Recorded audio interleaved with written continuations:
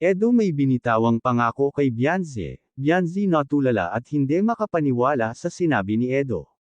Bago ko ipagpatuloy ang maiksing reaction video na ito, hiling ko lang na patapusin ang panunood nito para malaman ang nilalaman nito, at kung bago ka pa lang sa munting channel na ito, paki-subscribe para lagi kang updated sa video ng mga kalingap.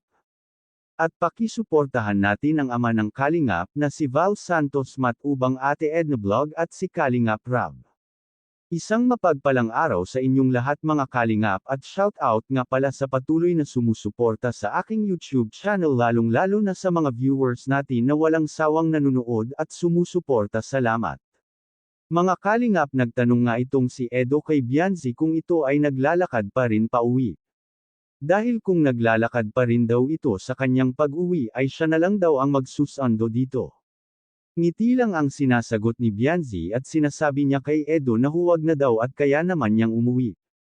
Kaso lang delikado ang dinadaanan ni Bianzi, walang kabahayan at puro kadamuhan ang makikita mo.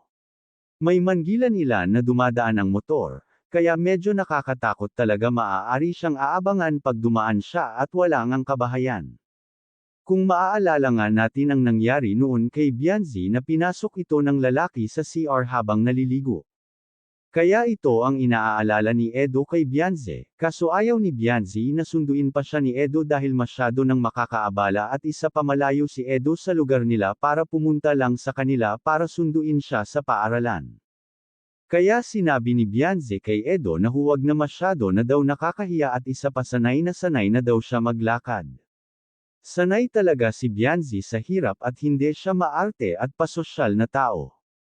Kung ano siya noon, ganun pa rin siya ngayon, kahit nakatanggap nga ito ng allowance kay Kalingap Rab ay naglalakad pa rin ito pauwi ng bahay.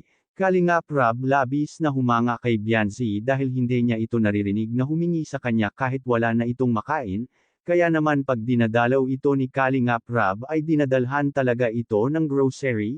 Hanggang dito na lang ang update ko mga kalingap, maraming salamat at God bless sa inyong lahat.